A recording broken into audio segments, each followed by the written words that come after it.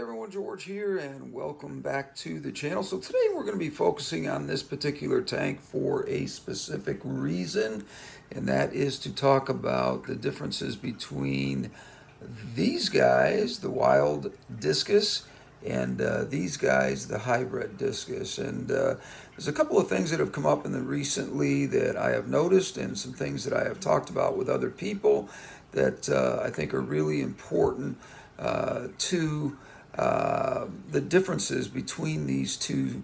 They're not two different species completely, but they are two different strains that have a lot of differences in the way that they behave, their immune systems, and several other things that I want to talk about. Before we do that, please take a moment to subscribe to the channel or to give us a like on this one as well. Leave your comments down below when we're done with this video, and also share this with your friends. I always like to get that in there if I can. That's the way we grow the channel. Now, in a minute, when I come back, we're going to talk about these two different strains of discus fish and the differences between them, and why I think it's important that we have an understanding about that. There's another one right down here that is a wild as well, and noticing some differences between these two, and it's very significant information that I think that you ought to know. So we're going to pause for a minute here and put a break in here, and then we'll come back and we'll talk about this.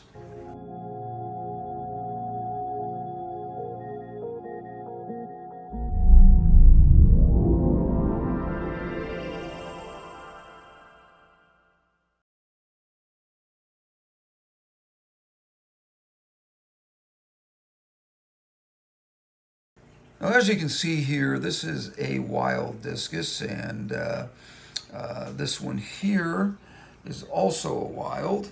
And the differences between the wilds and these hybrids here has become very evident to me in several different ways. Now, the number one thing that I've been noticing about the wilds is that they are a little bit more tougher as far as how they interact with the other fish in the tank. They seem to rule the tank a little bit more with authority, and give us an idea of how that natural wild strain that is within them makes it just instinctual, I guess is the right word, for them to just have this attitude about them that they're going to rule the tank. And you can see it very quickly when you're dealing with these fish, how submissive the other fish are towards them. You're not seeing it right now because these fish have been in this tank together for a long time. But there are periods of time when, for whatever reason, if there needs to be an adjustment in the hierarchy of the tank, you'll notice that these wilds will be really front and center and sort of ruling the roost here. Now, one of the other things that I've noticed about wilds is that their immune systems, even though we hear the opposite, are a little bit tougher. For whatever reason, I've noticed that whenever we get a breakout of something in the tank, not necessarily something that is going to be detrimental to the life of the fish, but just more of an irritant, such as if you have a parasitical breakout or something like that. These guys tend to have a little bit more of an immune system towards those kinds of things, because for whatever reason, and I think I know that reason, I think that in the wild these guys face a lot more problems with parasites and fungal issues than they would in a tank. And therefore, if you get a breakout of something in your tank that is in the parasitical or fungal department, you're going to notice that the wilds just don't seem to get that as quickly as the rest of the fish. Now, that's not to say that if you were totally to neglect, I'm going to keep bopping around here because this is the one tank where I have wilds in here. I don't really have any more wilds right now. I gave most of them away here a while back, but as a donation actually to a school where I put together an aquarium for them. Now, I want to get back to this parasitical thing here. Now, this is nothing right here. People might think that that's a problem, but it's not. It's a little bit of sloughing off of the slime coat. And that's something else I've noticed with these wilds is they're very sensitive to temperature changes in the water. And I just did a water change in here, maybe an hour or so ago. And if the temperature is a little bit on the high side compared to what the tank normally runs, you'll see a sloughing off of that slime coat. So anyone that's seeing that, instead of leaving it in the comment section, I'm going to explain it away right away, that is something that was caused by me having the temperature just slightly higher than normal. And usually I'm right on with it, but particularly I notice in the wilds that they will slough off a little bit of their slime coat because they're a little more sensitive to any kind of temperature changes. So getting back to what I was saying here about parasitical and fungal infections and how I've noticed that the wilds tend to be a little bit more immune, maybe is not the perfect word for this, but they are certainly better at dealing with parasitical or fungal infections than these more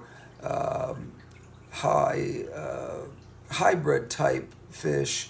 And one of the things that I want to say is this guy down here, which is as close to a wild as you're going to get, is not a wild. This is a red cover. And he also, I've noticed, because he has more of the wild genes in him, that he is very much like the wild here, and will tend to be able to withstand any kind of parasitical or fungal things that go on in the tank. And it's not to say that we have a lot of that going on, but every once in a while, if your water is a little bit off or something comes up, you'll notice that those kinds of things happen. Now, why does that happen? I'm going to explain that a little bit to you. As we've bred these discus fish over the years, and we've gotten away from the wild strains and more to breeding and breeding and breeding until we get all these wonderful colors that we're able to have here, we do get a sense of taking some of the natural immune system that operates in the wild discus, and that goes away over time and creates a problem where some of these more domestic hybrid fish will unfortunately not do as well with parasitical, fungal, or even bacterial situations. Now, the bacterial stuff can be a problem with the wild simply because they don't have a natural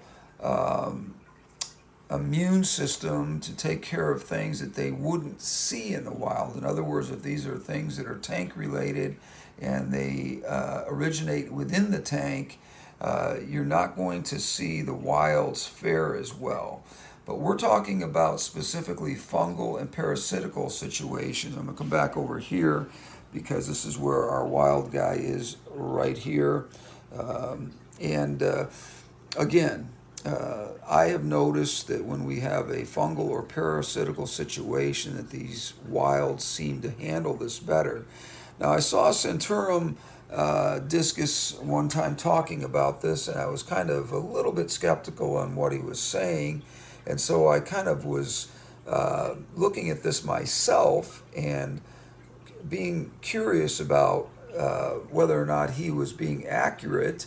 I went ahead and just kind of monitored these things and logged them and found out that there's some truth to it, that the wilds tend to do better when there is a parasitical or a fungal situation because they have an immune system that is something in the wild that they're dealing with all the time. They're dealing with all kinds of parasites and fungal issues in the wild that we don't even think about. And the closer they are, such as this one, to these wild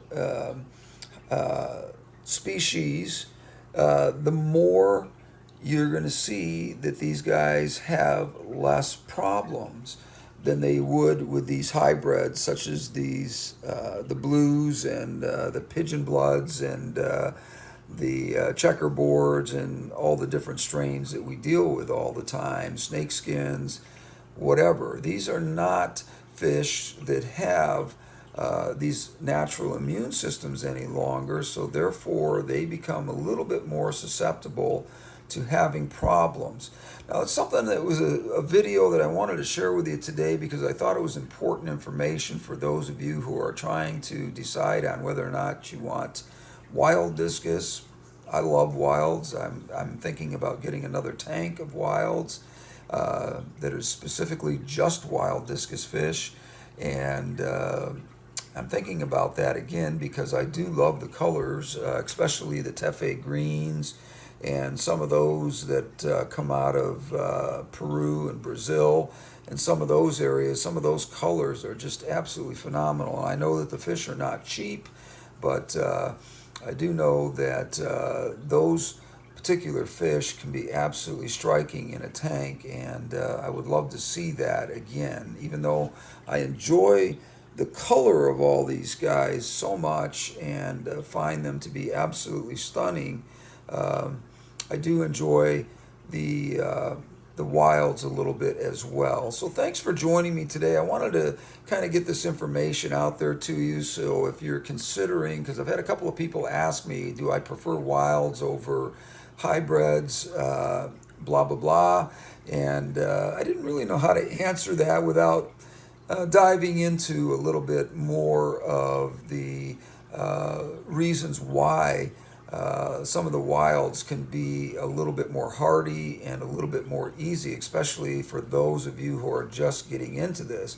Now, there are other aspects of the being in the wild category that can be a problem, and it has nothing to do with disease, but it does have to do, obviously, with water parameters, and that's a whole nother video, and maybe we'll talk about that here in the near future. But I really wanted to get that information out to you so that if you are thinking about getting some wilds as opposed to hybrids, that you would have that information with you so that you understand that maybe if you're just starting out with discus, maybe some wilds, if you can keep your water parameters in good condition, that disease can be one of those things that ends up being less of a problem in these particular fish.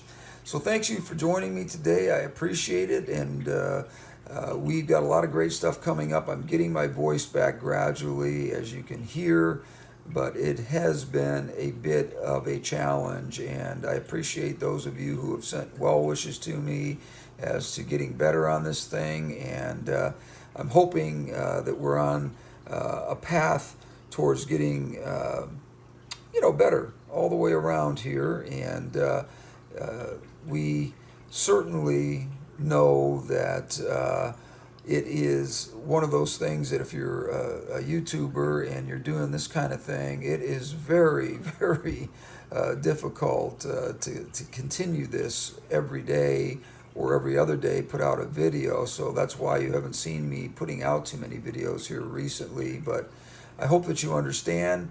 And hopefully we're on the mend here and things will be better within the next week or two. And again, I appreciate you so much, and thank you for all your well wishes and your prayers. Thanks for joining me today, and we will cut it off here, and we will see you on the next one. Until then, we're out of here.